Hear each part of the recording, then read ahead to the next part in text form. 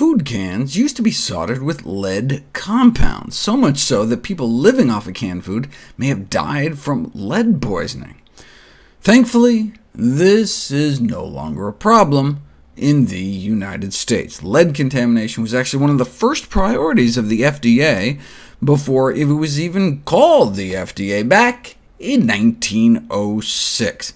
It's great that newspapers now have online archives going back a century, so we can read about landmark historical events like FDA proposes lead-soldered cans be banned way back yonder in 1993, going into effect 1995. Evidently, it was complicated, because lead solder was grandfathered in as a prior sanctioned substance. Now that the lead is gone, though, are canned foods healthy? It primarily depends on what's in the can. If it's Spam Dandy, I'd probably pass. Let's give canned food the benefit of the doubt, though. What about canned fruit? Well, we know fruits and vegetables in general may help protect us from dying from cardiovascular disease, and when it comes to preventing strokes, fruit may be even more protective. But whether food processing affects this association was unknown. This study found that unprocessed produce, mostly apples and oranges, appeared superior to processed produce, but that was mainly orange and apple juice. I mean, no surprise whole fruit is better than fruit juice. What about whole fruit just in a can? Dietary guidelines encourage all fruit, fresh, frozen, and canned, but few studies have examined the health benefits of canned fruit until now.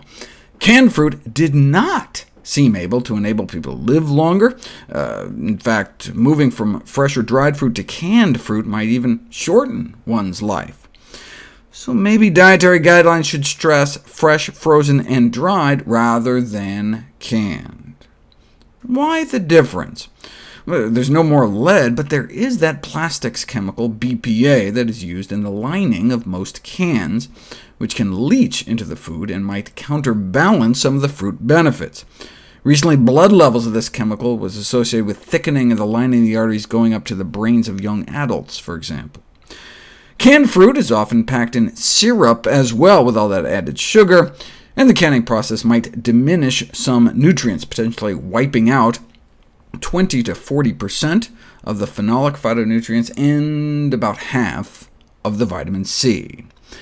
Maybe one of the reasons citrus appears particularly protective against stroke is the vitamin C. It appears the more vitamin C in our diet, the lower our risk of stroke, and the more vitamin C in our bloodstream, the lower our risk of stroke. But how did the vitamin C get in our bloodstream?